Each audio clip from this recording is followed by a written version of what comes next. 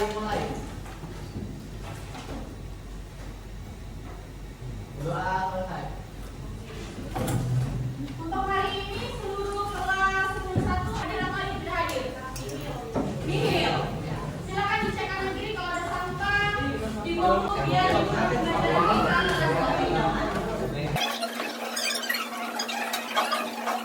Kalau sudah silakan semuanya berdiri, kita ice breaking terlebih dahulu. Ini dengerin instruksi dari Miss ya. Kalau digerakkan satu kali, meja satu kali, di dalam kotak menjadi peta. Oke ya? Satu pena, satu meja, satu pena. Nanti kalau Miss bilang kalian butuhkan pena. Ngerti?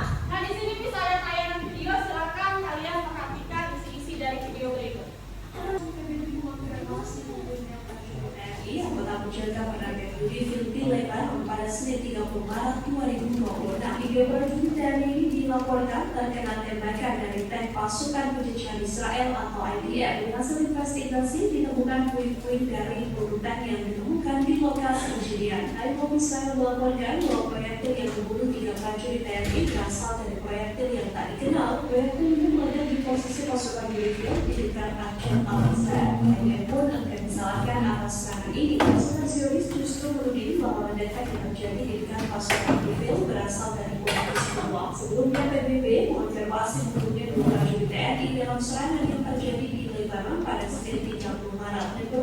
kedua prajurit yang gugur kini sudah ada di dapur Sabtu TNI di Jakarta dan yang wafat dalam tugasnya. Melalui media sosialnya, Yuri pun menegaskan bahwa dua prajurit yang meninggal dunia seusai ledakan menghancurkan kendaraan mereka di dekat desa Bani Hayat, Lebanon Selatan. Dua prajurit yang gugur adalah Kapten Infanteri Sumi Aditya Iskandar dari 1 Kopassus dan 1 Infanteri Ringkes dan 9 Udayana. Keduanya hendak mengevakuasi jenazah Raka Faisal Ramadan di Bani Hayat, Lebanon yang berpulang dalam serangan pertama. Selain dua prajurit yang gugur, dua personel lainnya juga mengalami luka. Keduanya adalah Kapten Infanteri Sultan dari Yonif Lebanon dan Raka dari anggota AU Lalu Atas Jaya.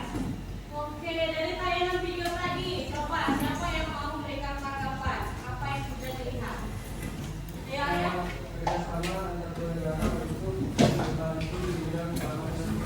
Pintar, berikan apa semua ada.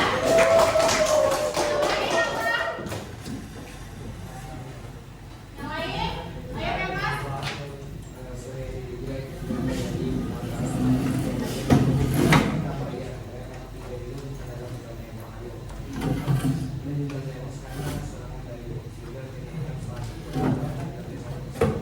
Oke, berikan apa semua?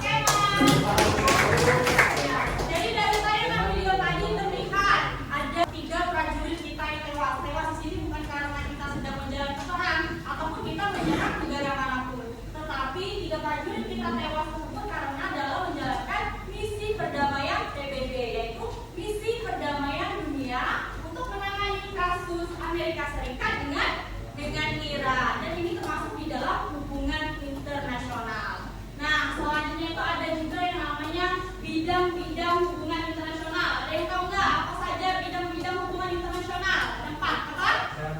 Ya, terus? Benar. Yang lain? Politik, bagus. Keamanan, pintar. Jadi ada politik, ekonomi, sosial budaya, pertahanan, dan keamanan. Nah, ada 4 ini. Kalau di politik, contohnya tentang apa? Yang tahu nggak? Tentang kerjasama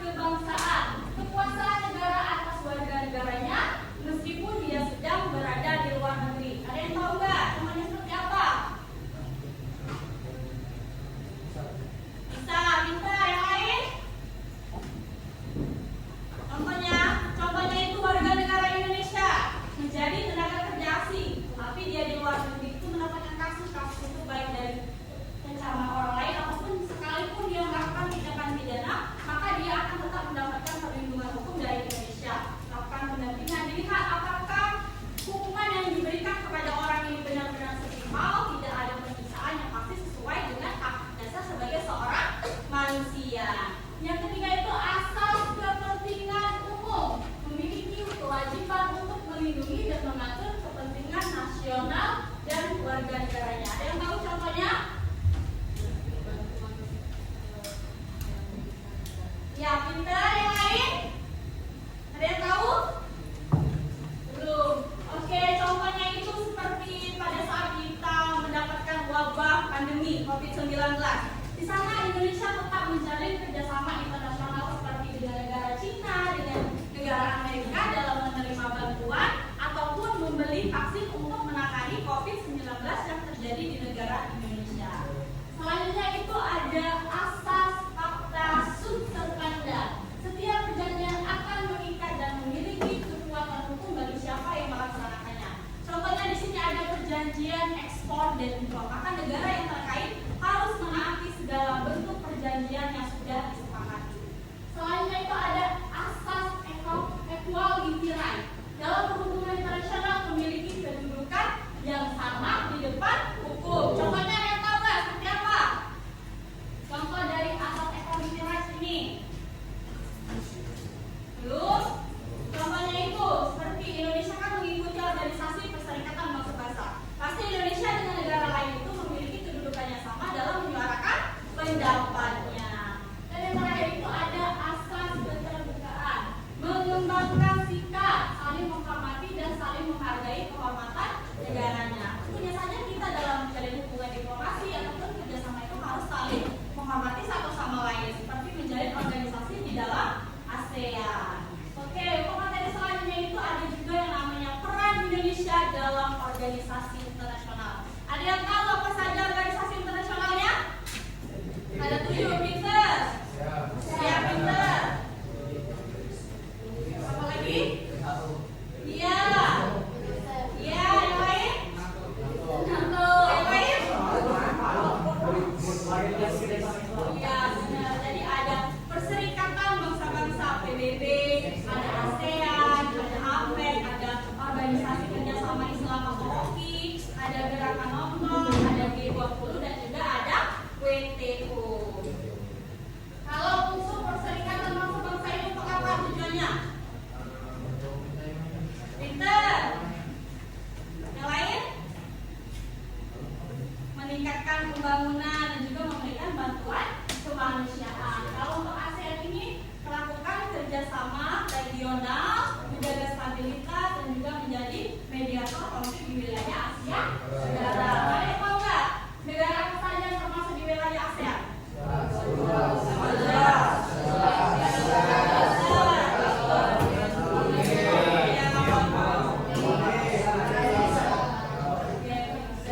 Kalau untuk Asia Pasifik ini berarti menjalin kerjasama ekonomi ataupun perdagangan di wilayah Asia Barat ataupun Selatan. Selanjutnya, Organisasi Kerjasama Islam atau OKI ini menyuarakan dialog peradaban.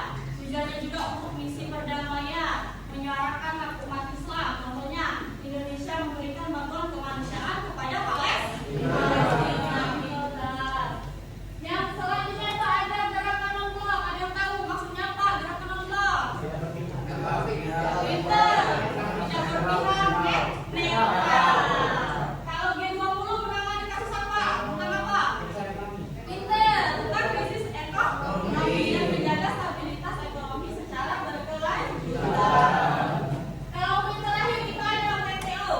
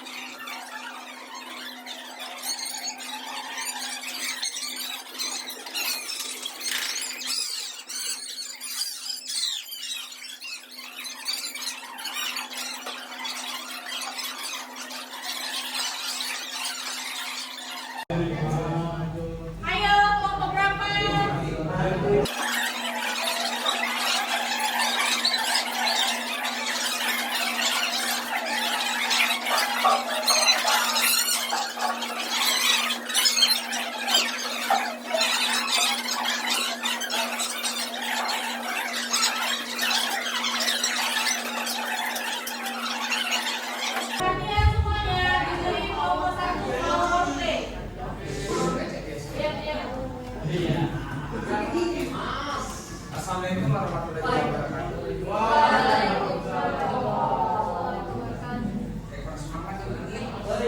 Assalamualaikum warahmatullahi wabarakatuh.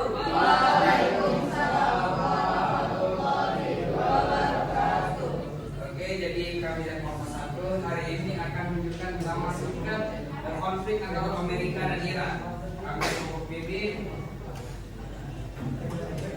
Oke, silakan dimulai.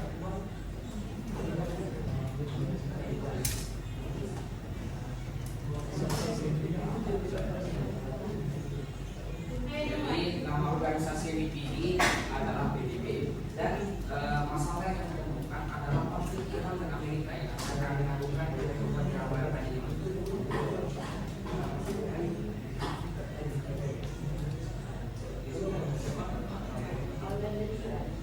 Amerika, itu sudah masuk dua, mana nih? Yang gue kan kebetulan tahu alasan kemana, gak bisa gitu loh. Pesan negara pada nuklir, tidak bisa gitu soalnya negara ada Islam.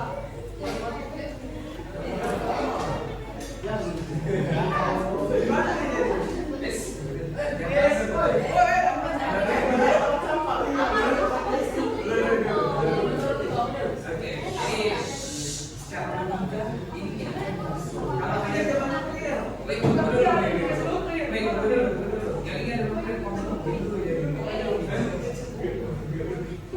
Jadi gini, karena ini kan kami akan bermasalah nih. Kita akan mau PBB dulu aja. Memang ini. Energi kita makin mahal. Karena dia mungkin aku gimana nih?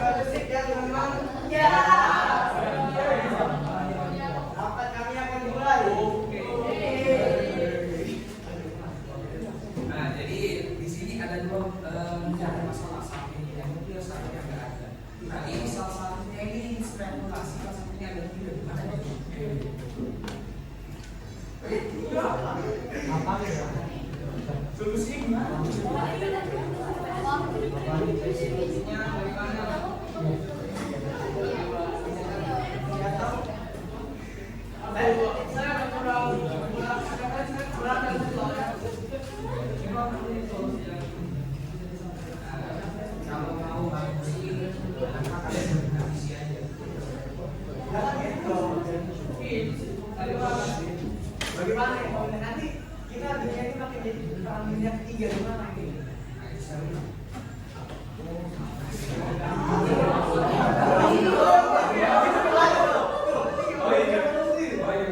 Gimana di Indonesia, weh? Oke, jadi sebagai Indonesia menjadi solusi, kalian tuh harus mencari pertengahan untuk mengetahui kenapa salah satu yang ada masalah dan apa yang bisa dilakukan supaya sama-sama bisa damai. Oke. Tapi nggak mau damai gimana nih? Kalau kami nggak mau damai gimana? Kalau saya nyatain PBB gimana sih?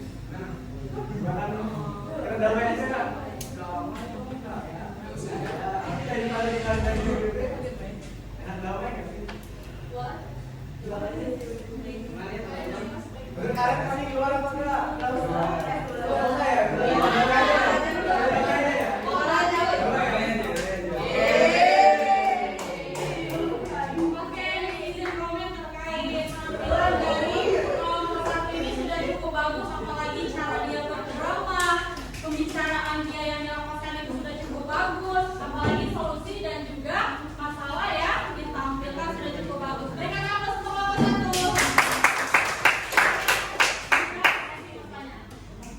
Oke, jadi di sini ada kayak mau bertanya tentang apa kami tadi. Silakan jadi tangan. Ada yang mau bertanya nggak terkait sama tadi? Atau udah cukup? Komen tambahan boleh. Komen ya teman-teman, boleh nanti. Komen ayo boleh. Coba turun dulu guys. Turun dulu, turun dulu. Oke, 1, 2, 3. Kaki. Saya lagi.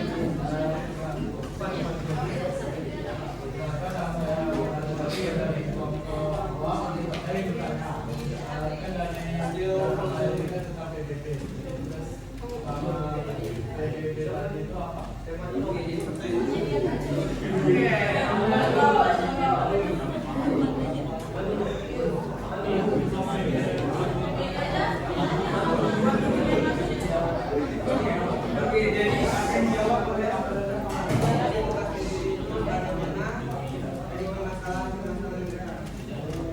Wah, sudah disebut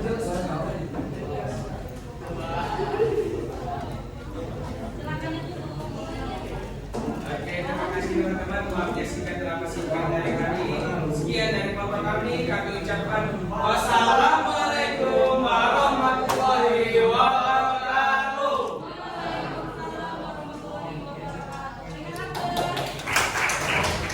Oke, kelompok pertama tadi mau maju, kelompok 3.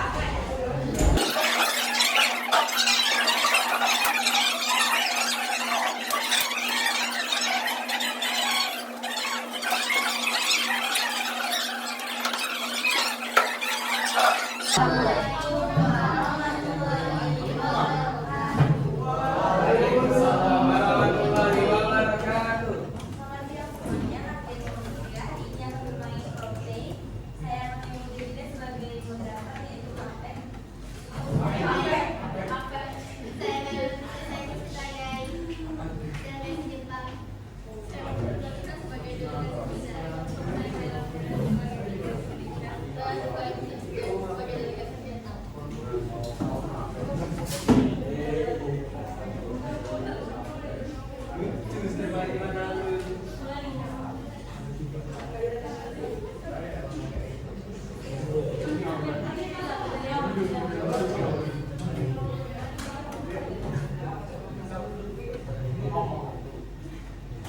Oke, perhatiin temennya di depan.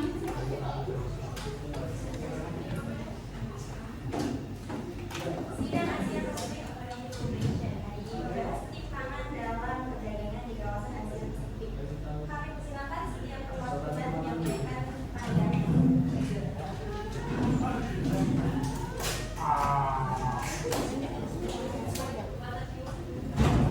Kalau menurut saya, ya,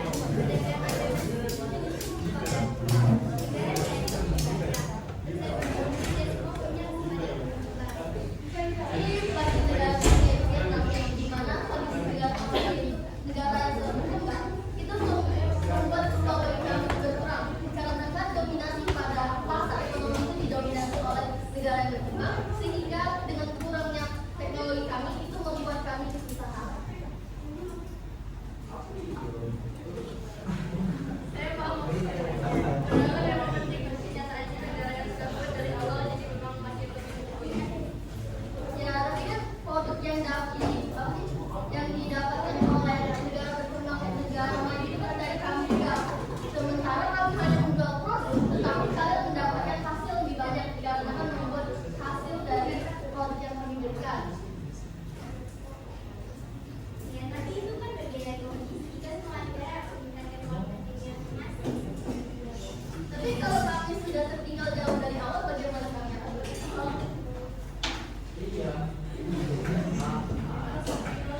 Mungkin masalahnya bukan dengan kompetisi, tapi perbedaan kesiapan negara maju sudah punya teknologi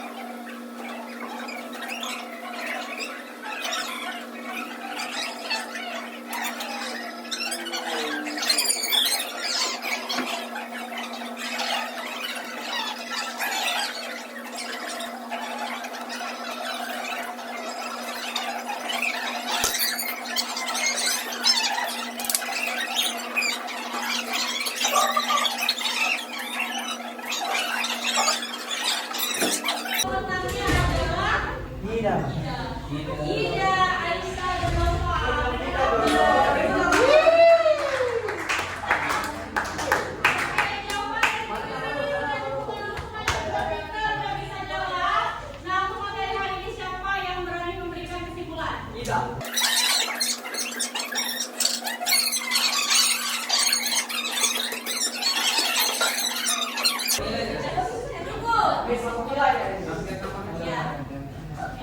Oke, jadi hubungan internasional itu sangat penting. Kenapa? Agar kita bisa bekerja sama dengan negara lain untuk menjalin visi perdamaian, menguatkan hubungan antar bangsa, meningkatkan kesejahteraan ekonomi, menjaga stabilitas negara, dan meningkatkan keadilan di tingkat internasional. Oke, kita akan refleksi pembelajaran hari ini. Silakan semuanya berdiri. Berdiri kalau kalian menghadapkan menghadap kiri tidak setuju, menghadap depan ragu-ragu, bisa memberikan dua pernyataan. Oke? Oke, pernyataan yang pertama. Setuju menghadap kanan, menghadap kiri tidak setuju, menghadap depan ragu-ragu. Oke? Oke, pernyataan yang pertama. Indonesia aktif menjaga perdamaian dunia. Siapa yang berani memberikan tanggapan? Kenapa memilih setuju? Hemat. Siti. Ada.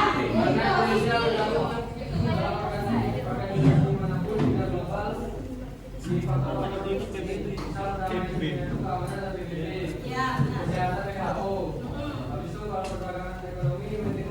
iya, benar sekali. Mereka apa tuh?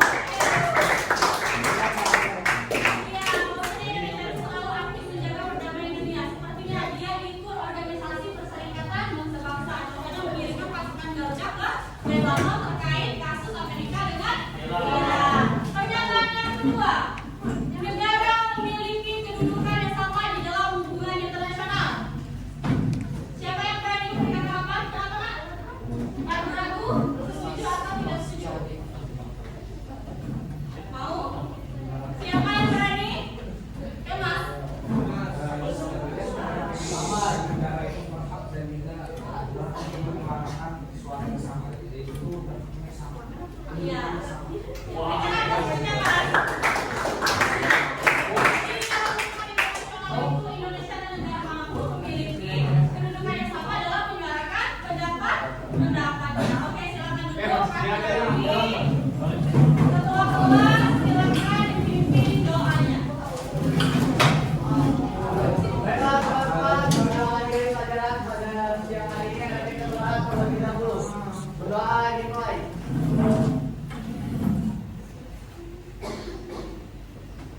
Doa selesai.